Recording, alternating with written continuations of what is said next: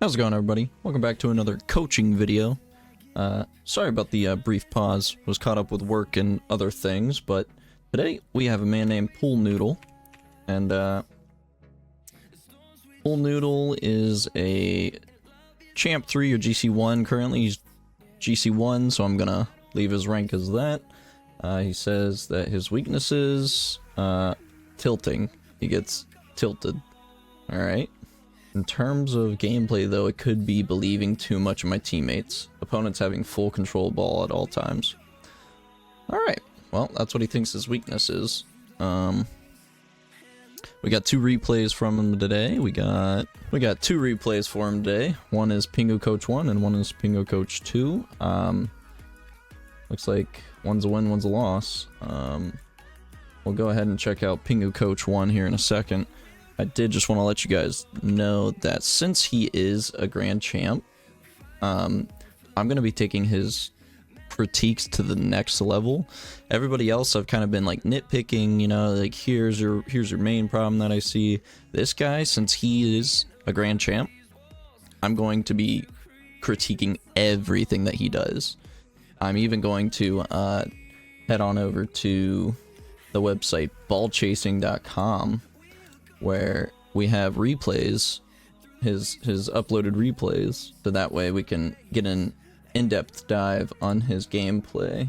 Here's ballchasing.com. It shows you a lot of in-depth information about what you just played. It gives you, you know, your core overview, gives you where like the ball is most of the time, demos, you know, your team boost management, where you pick up most of the time. Shows you quite a lot of information that's very useful to really keep track of how you really play. But we will go back to the replay. We'll check out how he's doing, and we'll give him my professional feedback. But here we go, on to the first game. Alright, got a little bit of a speed kickoff.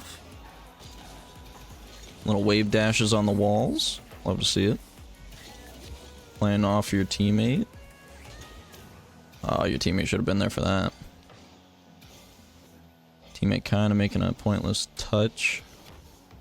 So you're in a rank that you should just expect this guy to bang this ball way past you. They can get even the better pinch and it goes zooming by you. You should know that when he's going on this wall for this hit, it's going to go over your head. So I would have started turning even before then.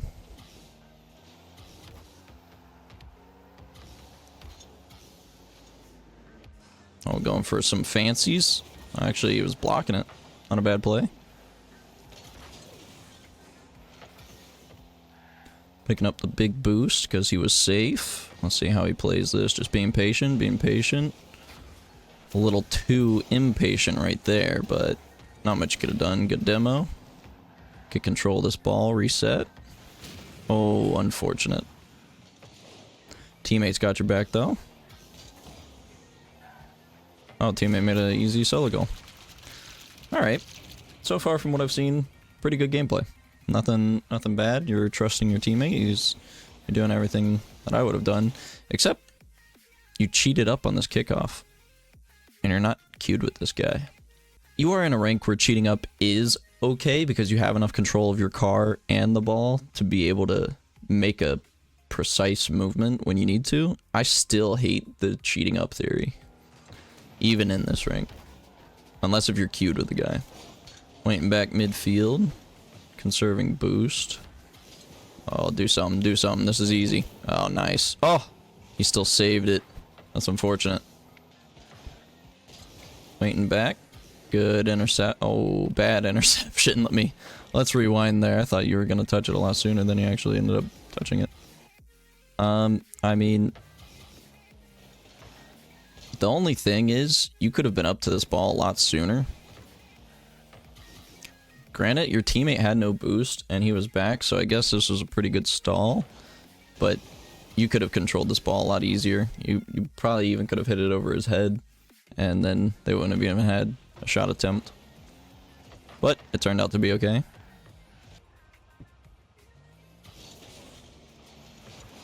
Still cheating up on the kickoff. I mean, if it works for... Here's my final stance on the cheating up on kickoff.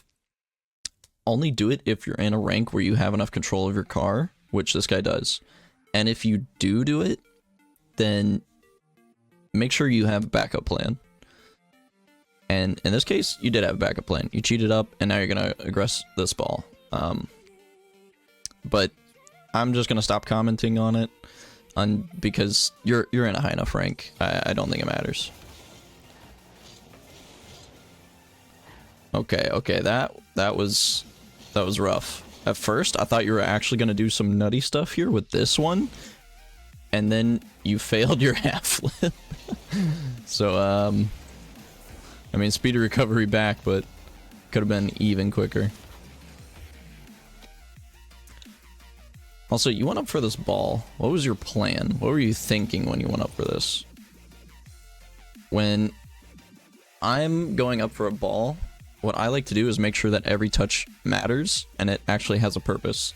This one is what I would call a pointless touch because you just gave it away. And especially being in the higher ranks, you really want to make sure that your touches have meaning behind them.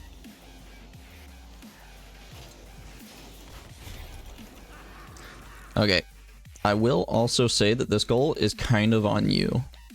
Your teammate, this is a rotation thing. Your teammate is already on that backside wall. Why aren't you going to the other side? You should be going to this back corner side over here because your teammate already has that side covered. So you know where it's not covered? This little corner right here. And guess what happens? That ball ends up in that little corner. Well, I mean, the bottom corner, but still. Nobody was covering that right side net the whole time. On your rotation, you should have absolutely been going towards the outside post instead of the inside. Oh, good speed kickoff. Oh, some good, nice wave dashes on the wall, conserving your boost. Yeah, you definitely have the mechanics to be higher than where you're at right now, I can tell you that.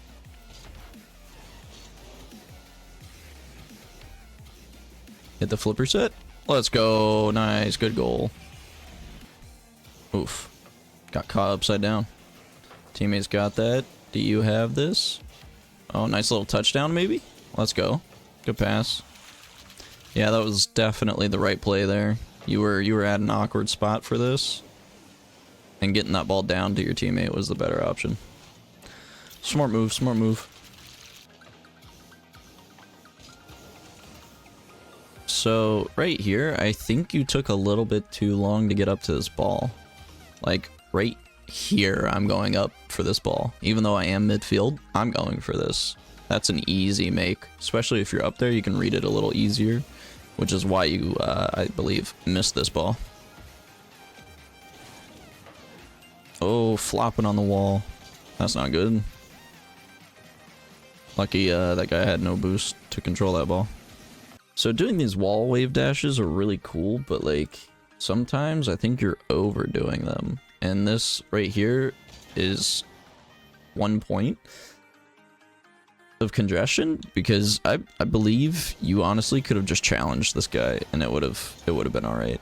But I mean, you are waiting for him to touch the ball, make a mistake, which is a good play too, but that wall wave dash kind of screwed over your positioning. And good stall. Alright, so overall, just from this replay, I think that I've noticed a little bit of rotation issues, plus a little bit of too much passive aggressiveness. You are waiting for them to make a mistake, but this is the time where you need to force the mistake to happen. You're getting into a rank where you're getting up there, you know? And each rank you go above this is only going to get harder.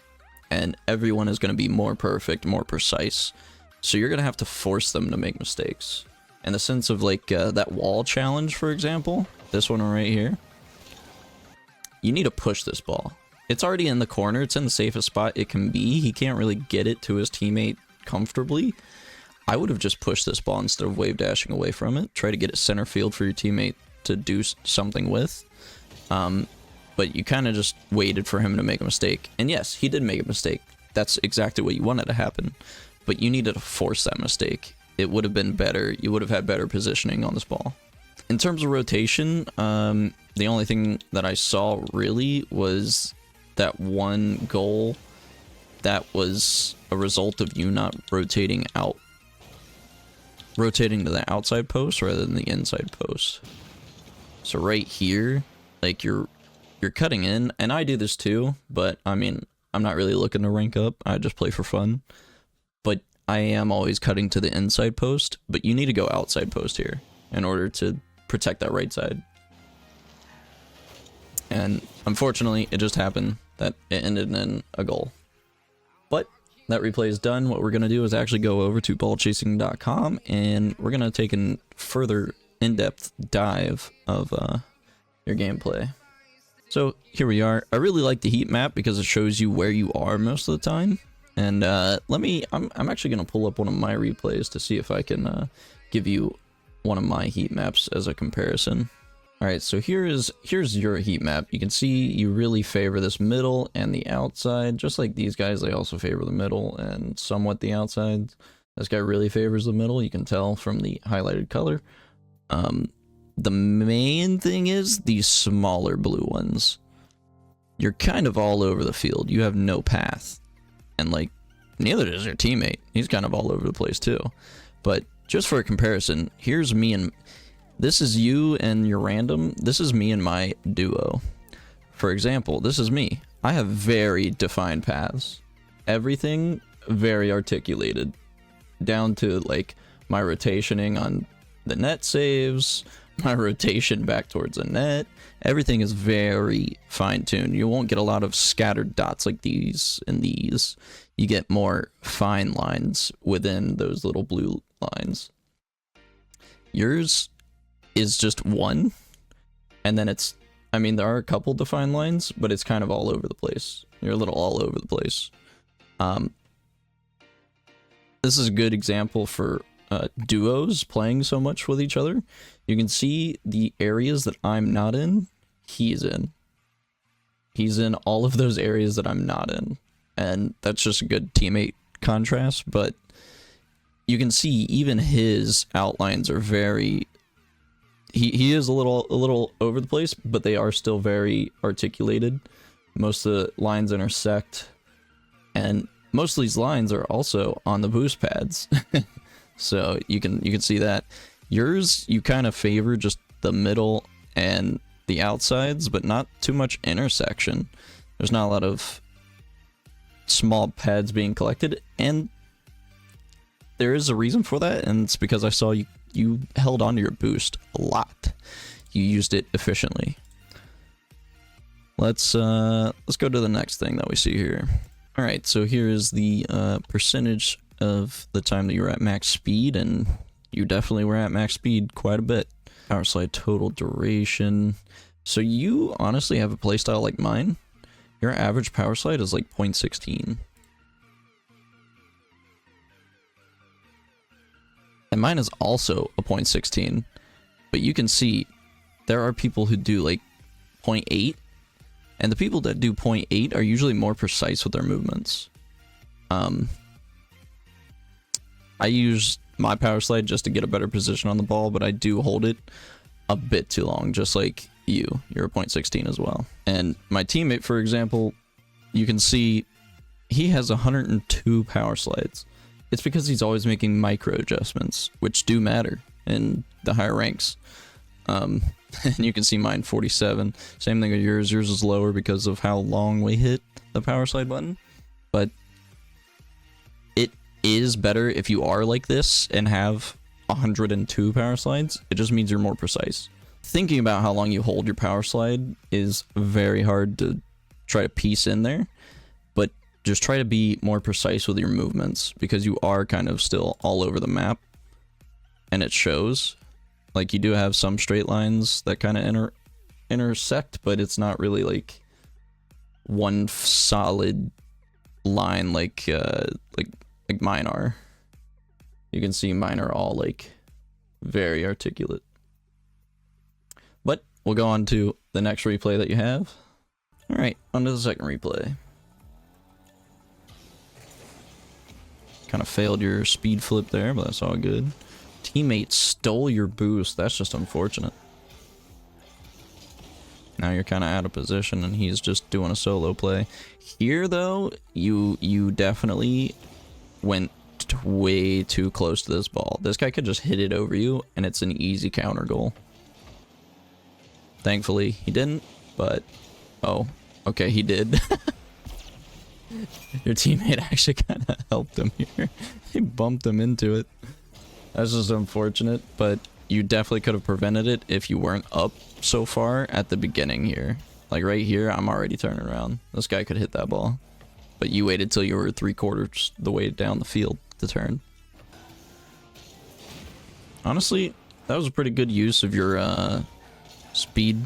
Not your speed kickoff, your wall wave dash. Got you a little bit more speed, but I mean, unfortunately, you didn't hit the ball, but your teammate was there. And then you do. Oh, yikers. What was that, man? You know that you were going to hit this ball before that guy did. He wasn't even trying. And this is what you do with it? Yikes. I mean, I don't want to put that into the pointless touch category, but it kind of was. You literally just gave it away. Yeah, you gotta start planning a bit more. Even if it's a rando, you gotta trust your rando to read your mind on these team plays. Well, yeah, that was rough to watch.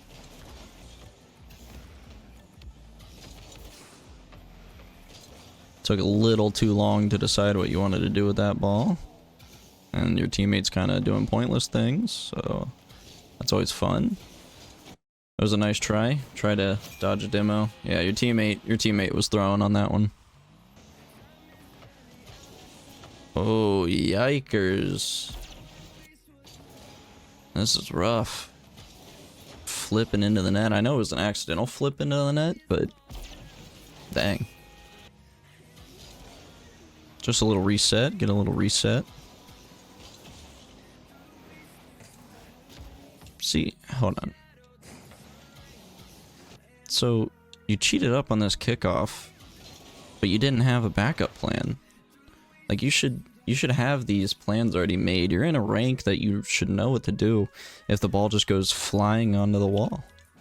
Instead, you just turn around. You know that guy just went up for the boost.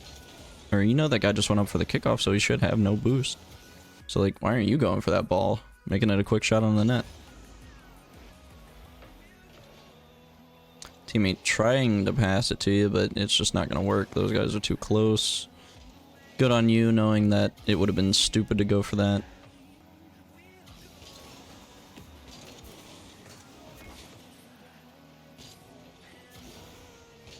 Yeah, boost over ball? Nah, ball over boost. You got it right.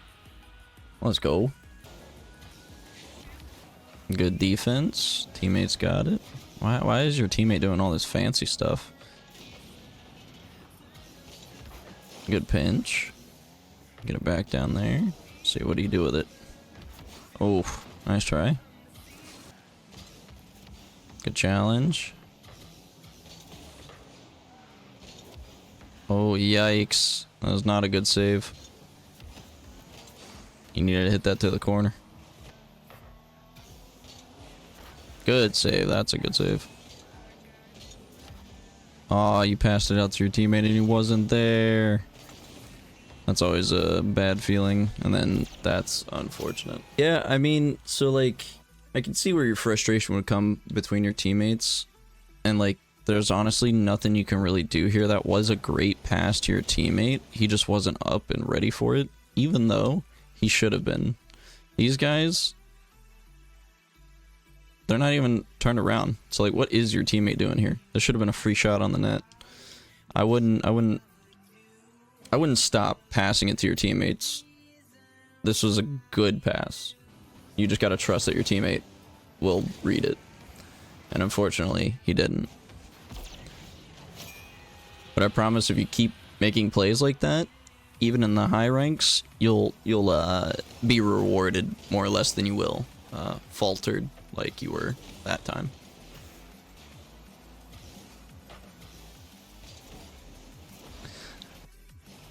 Here, I will say you are pushing up for a dumb reason. You're not going to get to this ball. You should know that you're not going to get to this ball.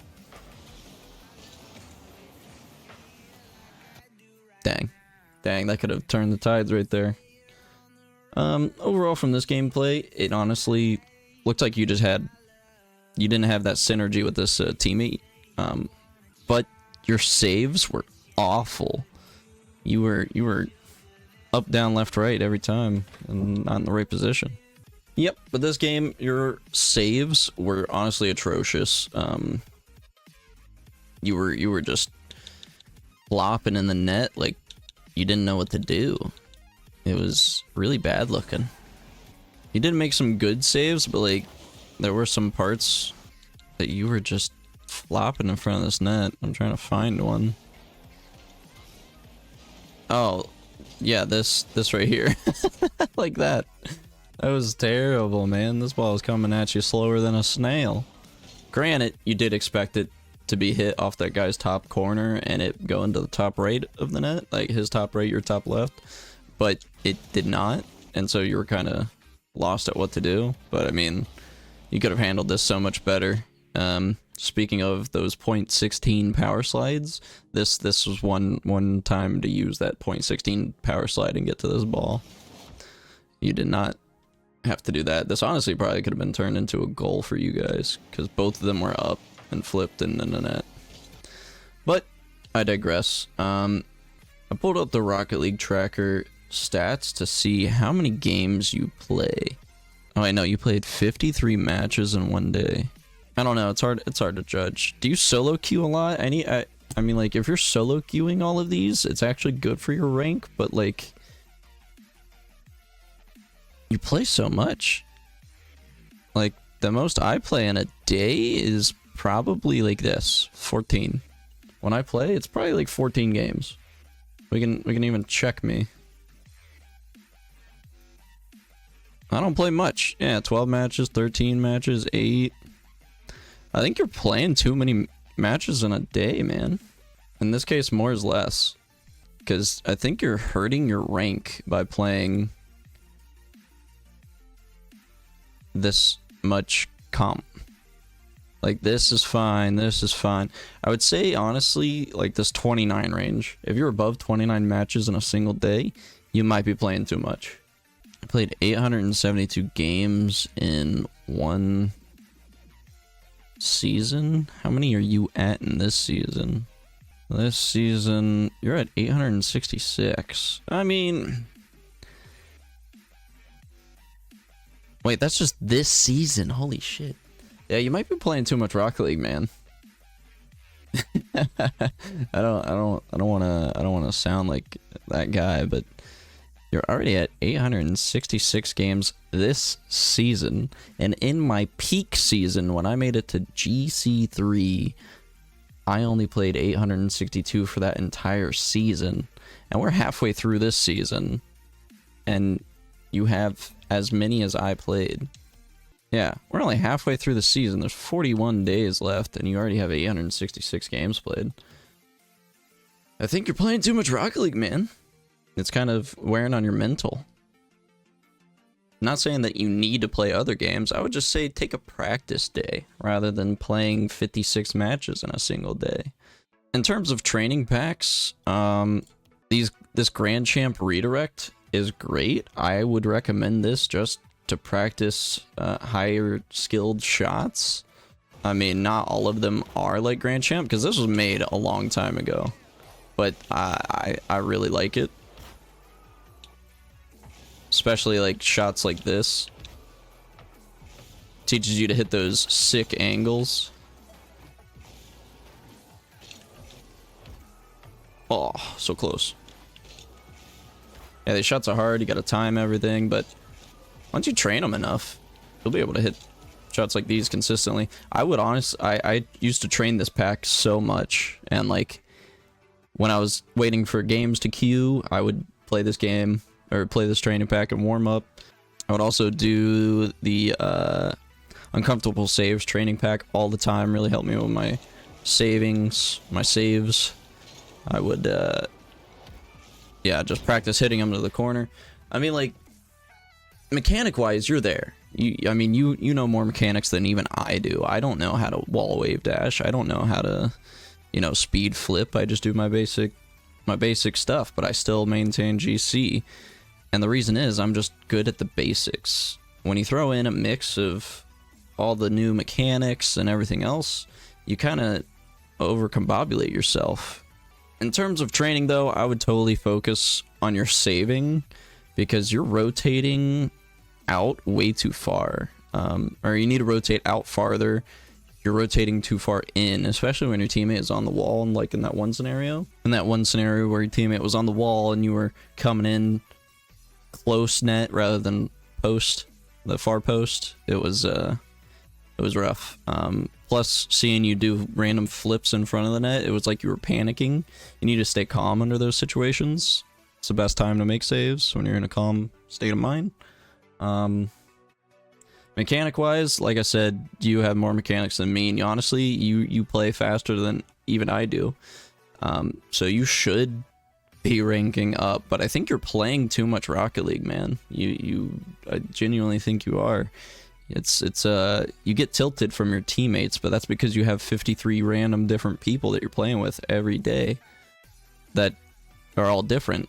If you have that number, your sanity would be so much better. So honestly, I would cut back on playing the ranked matches, but if you want to practice training instead, so like, I'm gonna give you my warm-up routine before I'd play any kind of ranked game.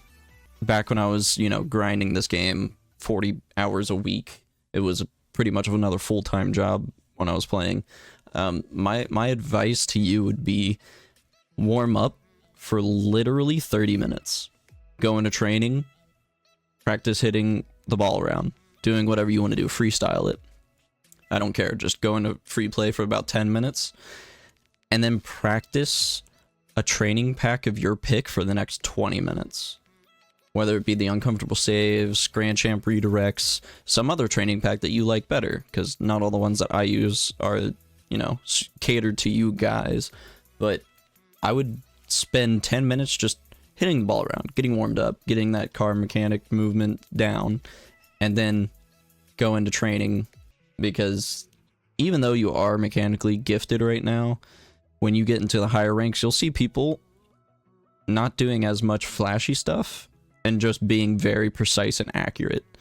Try to practice shot placement. Try to practice, like, controlling the ball on top of your car. I know it sounds stupid because you are at this rank, but every second you spend training will help you. So that's my recommendation. Play less ranked games, and then put the extra ranked games that you would have played into training. So I would spend 30 minutes when you open the game just training. Not only will you feel better for training, but you're going to go into the game knowing that you prepped for shots to be placed, for teammates to be bad, for the ball to be in weird spots. That's my overall recommendations, though. If you liked the video, please leave a like, subscribe, comment. As a reminder, my coaching is always free. If you guys want to get coached, head over to the Discord where you can submit your replays for me to review live on stream. Or, not live on stream. Head on over to the Discord where you can submit your replays for me to do a video for. Thank you guys for coming, and we'll see you in the next one.